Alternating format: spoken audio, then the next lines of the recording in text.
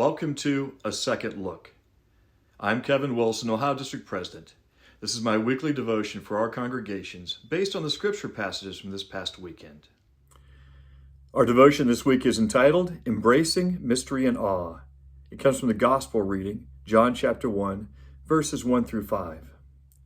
In the beginning was the Word, and the Word was with God, and the Word was God. He was in the beginning with God. All things were made through him, and without him was not anything made that was made. In him was life, and the life was the light of men. The light shines in the darkness, and the darkness has not overcome it.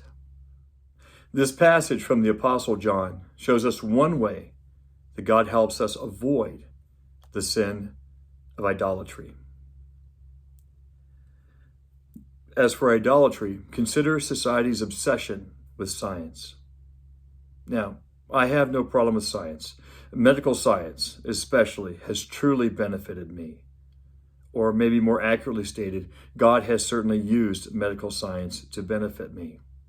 No, I'm speaking of trusting in science, putting our faith in science to the point to where we are not trusting in God, especially for the future. That's when this becomes an idol. And one of the side effects of turning science into an idol is that we lose a sense of mystery and awe.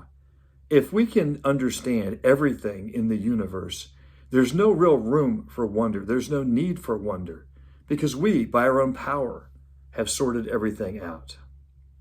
Now, John chapter 1 is a great example of mystery. I mean, come on. Apostle John could have started his gospel with Jesus was born in Bethlehem. But instead, he immediately refers to Jesus as the Word. There are so many other biblical names and titles of Jesus that he could have used, but instead, using a really, let's face it, obscure term, the Word. Now, yes, later on, John explains why the Word. In fact, pretty quickly. By the time you get into the second verse, John is writing that all things were created through the Word, and nothing was created without him.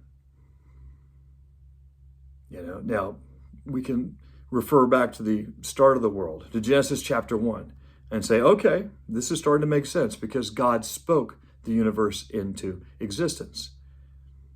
Nevertheless, there's a certain of mystery, a sense of awe at the fact that God, this is born as a child. How is it that the Word who became flesh, Jesus, who was there at the beginning, all things created through him, also came as an infant child.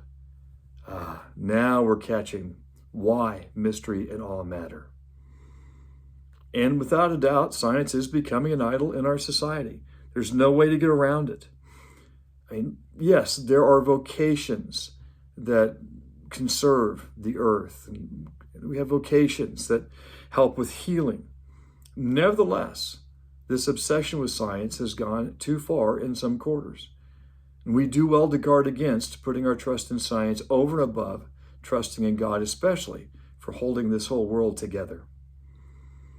And so that's one of the ways God uses mystery and awe. Hebrews chapters 1 and 2 do a great job of describing how God is both the creator and sustainer of all things.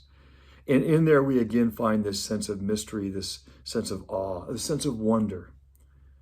We do well to continue to embrace the wonderment of the world around us.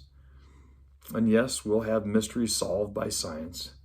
But in the end, we'll still put our trust in God, the creator and sustainer of all things. Until next week, the Lord bless and guide.